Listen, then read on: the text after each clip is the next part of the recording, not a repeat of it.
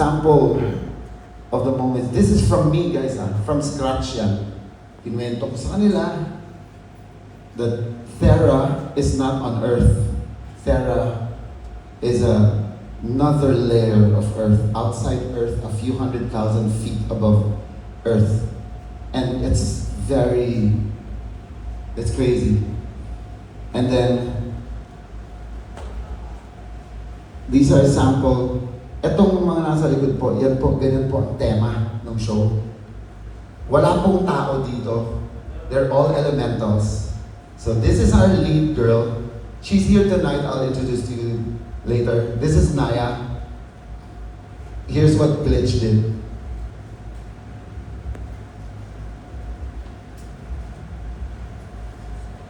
We shot that here in this green screen room.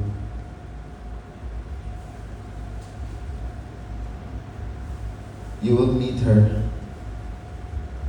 Those are the sample shots na diniscuss na namin. Tingnan nyo naman.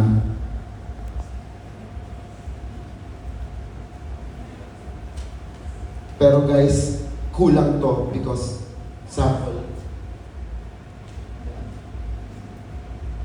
Lahat din nakikita niyo po, may nakapatong pa dyan na moving yung details ng damit. Ayaw ko ng ganyan lang. Gusto ko lahat ng mga tela, ng mga fabrics, gumagalaw yung details. Pati background. Sorry guys, alam naman natin ang technical difficulties pag ano. So this is Anaya, the twin sister of Ishan, which is the lead character.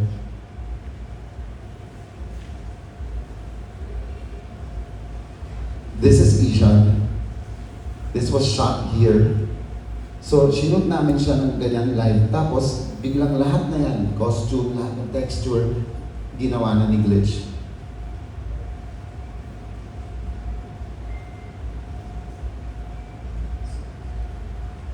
Actually, ito, wala to guys ha.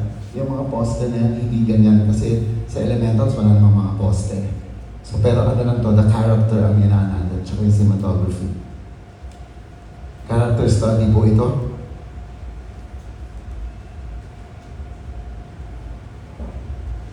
That's my good friend who acted. As in, that's 80% mukha niya talaga. Wala pa yan, draft pa lang to, pero yan mismo mukha niya pag na-meet mo siya. So, sinampulan namin, sabi ko, kaya mo ba? Kaya to paggalawin? Tapos kaya ba naka-costume na?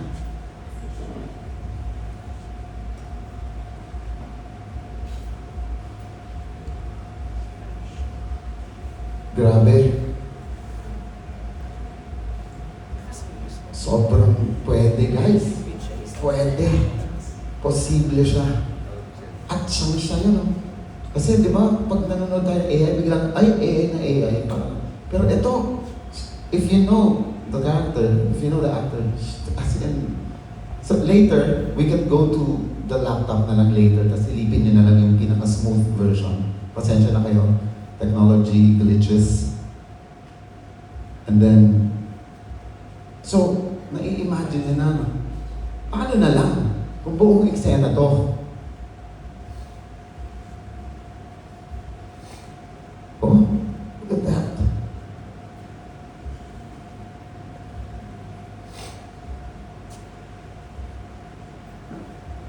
Now, everything, this is Salonar. Sorry, may typo error lang. Ito yung lover ni Anaya, yung pinatugtog kong Beautiful Monster kanina. Kasi bawal sila magmahalan. Kasi kinurse ito si Salonar. Guwapo ng prinsipe yan. Pero kinurse siya ng isang babaeng gusto siya. Eh ayaw niya sa kanya kasi in love siya kay Anaya. Kinurse siyang maging pangit. Tapos may guwapong natira sa gumatan niya lang. So, tas magkikita sila ni Anaya. Pero, yun lang ang sasabihin ko muna. So, yun yung song nila, Beautiful Monster. So, ayan. These are all from scratch, guys. From our meeting the night before. Tapos, kayang gawin. So, So, hindi ko na muna nilagyan ng labels yan kasi basta the visual lang, that's the crescent realm.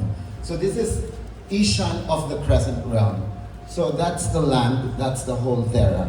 This is the flag of the lead kingdom where Anaya belongs.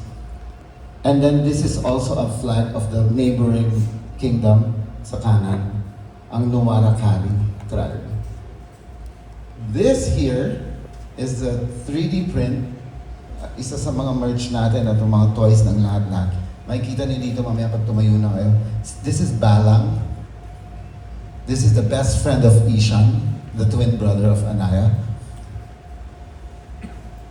And then, remember I told you, 30 years ago, sensya na kayo, naiikot kayo. So, Ken, tulungan mo. So, I will reveal to you the pinaka nag-umpisa na artwork when I was 17. This is my very first pen and ink work ever. And then, nasa fine arts ako nun.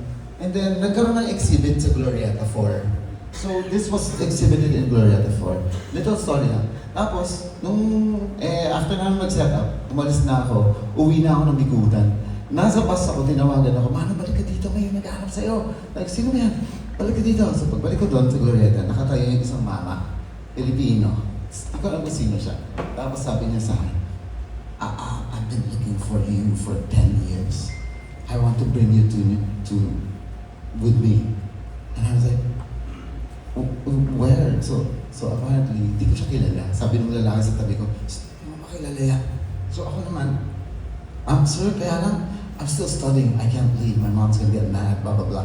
So sabi niya, kamo siya ulo, alis siya ng konti. Pasyal siya. Tapos balik siya ulit. Sabi niya, can I buy this? Name it. Magkano yan? How much is this? Sabi ko, sir, sorry. This is my very first pen and ink. I cannot sell it. So, inis siya. Tapos third try, balik siya. Nagpabili siya ng marker, gold marker sa National Bookstore sa assistant niya. Tapos pagbalik, sabi niya sa akin, Mano, can I sign this? Sabi ko, sign this? No one has ever done that. But, no. Sa likod, at the back. Can I sign at the back? Sabi ko, oh, okay. So, nilalikod ko siya. Nag-gold signature siya. Nakita ko yung signature. Tapos yung lalaki sa tabi ko, ginaganon ako sa... Tapos sabi ko, oh, okay, thanks sir. Tapos nagbabay na siya. Tapos sabi niya sa akin, I'll see you in a few years. We will meet again. Tapos umalis na siya. Kasi umalis na siya ng bansa. Tapos, months ago, I was having lunch with my Australian special effects friend from Hollywood. Sabi niya sa akin, Mano, remember you have a friend that you saw 30 years ago? I go, yeah, why? Tapos kinuha niya yung phone niya, tapos may ginanon din siya. Tapos ginanon niya sa akin, tapos nakita ko, that the guy is coming to the Philippines 2 days on that day that we were having lunch. So in 2 days, dadating siya. So sabi ko, wow, I've been wanting to meet him. So pumunta ako, to long story short, I brought this artwork and I did not say anything and I put it in front of him. Tapos gumanon siya. Tumayo siya, hinag niya ako. Tapos nagpalakpakan yung mga tao kasi it was a signing for his works. So lahat ng tao pumalakpak, kinabutan ako kasi they knew my story why I was there. Because 30 years ago, I want to meet him again to tell him I'm still here and look at the artwork, I have it. His name po is Wills Portacio. So Wills Portacio is a world legend. Not Filipino legend, world legend po siya. Siya po yung sa X-Men, siya po ang nag-create kay Bishop. Kay Punisher, kay Iron Man, blah blah blah blah blah. So I want to reveal to you guys the original so you can see it face to face. Tapos kung gusto nyo, itatalikod ko rin siya para makita niyo yung signature niya. So Wills Portacio is a Filipino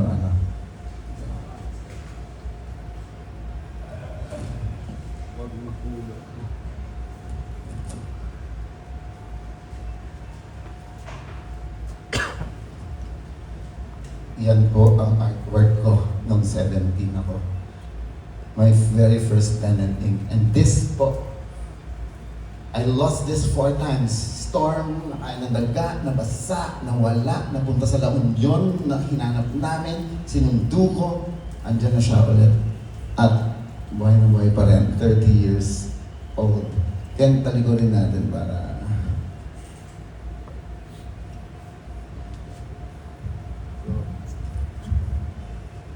This is the signature of Wills Portacio. And I also have photos and a video of him with me, with the artwork, pointing at the signature. And he told me, go ahead, Manu, tell the world that I signed that and I wanted that. Tell the world. So, yun po. And bakit po ito? Why this? Because this is the very first visual, one scene of the Hall of Terra. When I was 17, I drew this because of where I went and what I saw. So this is the very first evidence ng Ishan. Kaya ito featured ngayon at gusto ko siyang ipakita sa inyo. At may gagawin din kami dito na ito ang gagamitin namin to funding and everything. And then also all of the merch and the whole mythware and everything. Yung lingwahe ko, everything. So, ayun. Baka naman natin ang ating work. Thank you, Ken. So, Bailey, say something about why are you here? Why are you here with me? Long story, by the way. Shorter. Oh, sorry. We actually met in Waxified Sound Production because I was working there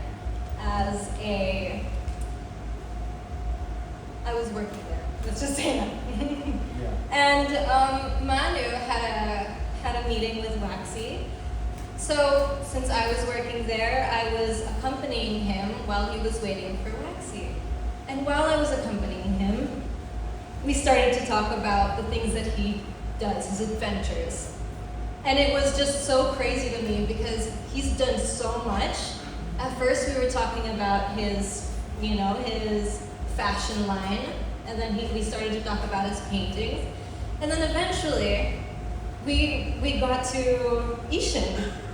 And then he was telling me this story, and I was like, wow, that's insane. Like, this has never been done before, and it's actually really exciting. I was like, kind of excited to watch it. And then I found out that she's an actress also, and that she wants to do some stuff like that. Yeah, so he found out that I did Broadway, and eventually, while we were talking, he just looks at me and he's just like, you have the attitude of my lead character. And I was like, wait, what do you mean? And then he was like, yeah, you have the attitude. You're like mataray and confident, and that's what I need. That's what a princess is. That's who Anaya is. And I was apparently giving off Anaya vibes. And I was like, oh, okay, cool. And he asked me, he was like, are you interested? Do you want to do this with me? At first, I didn't believe it. I was like, oh, okay, sure, okay, no audition, sure, gagawin ko. And then he started coming back to Waxy, working on music and everything.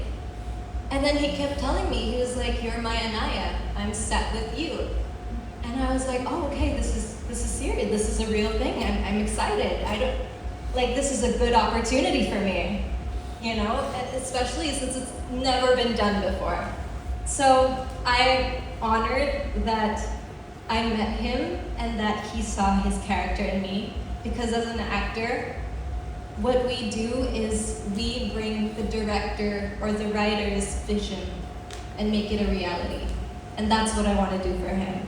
I want to make Anaya a reality and, be his vision.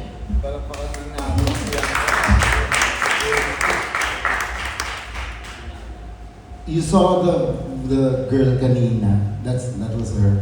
So we were here, sinute siya, and then it came out like that. So are you excited to look like that? I'm excited. You said I look ugly, so I was kind of worried, but like, Ugly, who said? I still look good.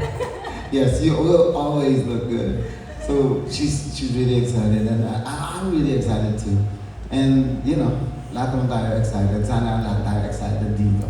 Now, I want to introduce you guys to the lead villain naman. Kung magiging kalaban ng lahat ng to. Yeah. My little princess. Guys, she's 16 years old. Dana, ladies and gentlemen, thank you for being here, Dana. Look at her. This is my Minuk Asain. Dana, thank you for being here. I know you were excited too. Dana, kwento ko nga, sabihin natin sa ako. Sit down, sabihin natin sa Mary. Okay, I guess I'll start off with how I met Direct Manu. So I met him with my family at a restaurant, and I actually find it funny because it was supposed to be a normal day, but then he asked me if I want to be a part of this project. I was like, whoa, it's my dream to become an actor. So it was like, yes, why not? Yes.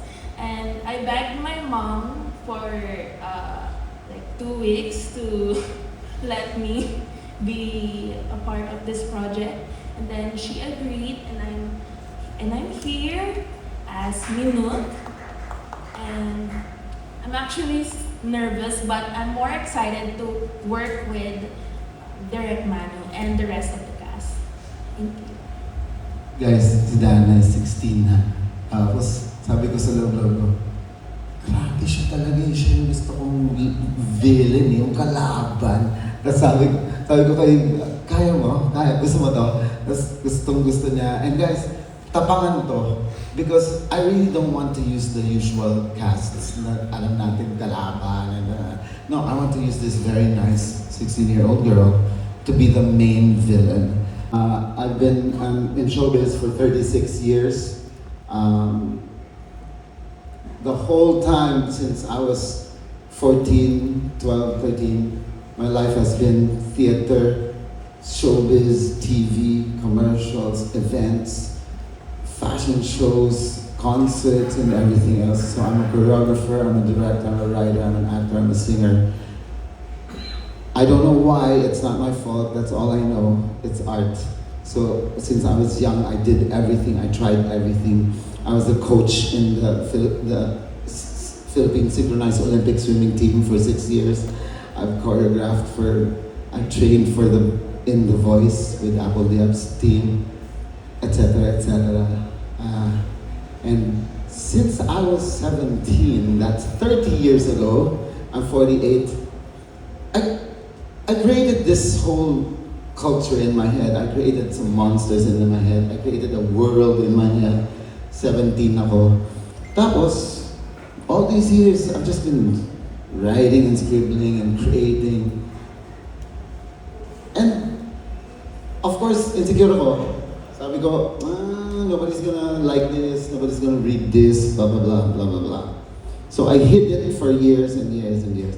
Until siguro nung mga after 15 years, may best friend ako nakakita nung script ko, sabi niya sa akin, Mano, kailangan mo ilabas yan. So ako naman, talaga, okay ba? Yeah, tara. Simulan natin. My husband is a great graphic artist, blah, blah, blah. So, nasimulan namin, another 5 years, 10 years passed, 30 years passed, and then pandemic comes. I was at home, my phone was ringing, American number. May Pinay na tumatawag, magpapascript reading daw. Tapos kung kaya ko daw mag-gather ng mga Filipinos na good English speakers. So I did with the late Sherry Hill, I did with theater actors, Jeremy, Domingo, blah, blah, blah. We read the script, it was a reading for a Hollywood film. Cut to, nag-comment kami, sinabi namin sa Pilipina, hindi maganda yung script. And we shared our thoughts. And I took it upon myself I got her email. After the reading, which was 11 p.m., I wrote a couple of scenes. First 8 pages. So, hindi mo.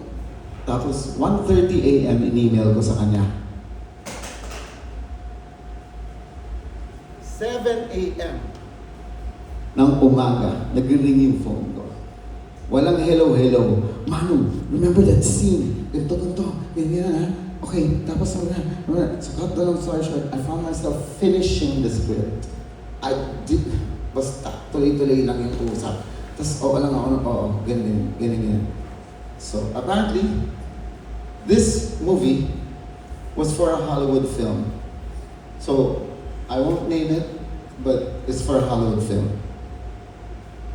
Tapos, pagkatapos kong submit yung script, hindi ako nakarinig ng news for 2 weeks from her. Tapos, my best friend who's here now suddenly called me and said, Manu, natawagan mo na ba si Mai? Sabi ko, bakit? Tawagan mo. Sabi ko, bakit? May sasabihin siya sa'yo. Tumawag ako yun. Mai, what's up? Sabi niya, Manu, may kasalanan ako sa'yo. Sabi ko, ano yun? Sinubmit ko yung script mo sa Hollywood Film Critic Screenplay Board Kemi. What? Why? Tapos na-insecure ako. Sabi ko, ha? Ang bakit mo script ko? Bakit? Tapos sabi niya, hindi. They have 2 words for you. It's amazing and it's prolific. Shock ako. Sabi ko, talaga? Yeah. As in, yung sabi niya, okay. They want to meet you. So they wanted to meet me ASAP. Now, ang balita is there's like 4 to 6 producers who want to jump in na. Tapos, nag-green light siya ng isang malaking Hollywood productions. Tapos, ang gusto nila mangyari, alam niyo to, Ang gusto nilang mangyari, bayaran lang nila ako, tapos babay na. Bayaran nila ako, tapos babay na. Ayoko nun. Kasi, when I heard about this story na pinapasulat sa akin, apparently, may isang Spanyol na director, magitin ko na si Guillermo del Toro. Inimbento lang pala tong movie na to, yung character na to, inimbento lang pala niya. So walang lore behind it. So apparently, yun nga yung pinapagawa niya sa akin, bigyan ko daw ng lore. So meron nga akong sinulat nung mula nung 17 ako. So binuhos ko lahat in 7 days. I swear you, I kid you not, in 7 days, I was just flying and pouring everything that I experienced in my life. This is an account of what I went through in my life. This is not some creative stuff that I, create ako ng mundo. Ano kaya yung mga pangalan? Hindi. It is an account of where I've been since I was little and who I've met and where I went and adventured on and blah, blah, blah, and blah, blah, blah. Kaya sobrang buhos lang talaga siya 7 days.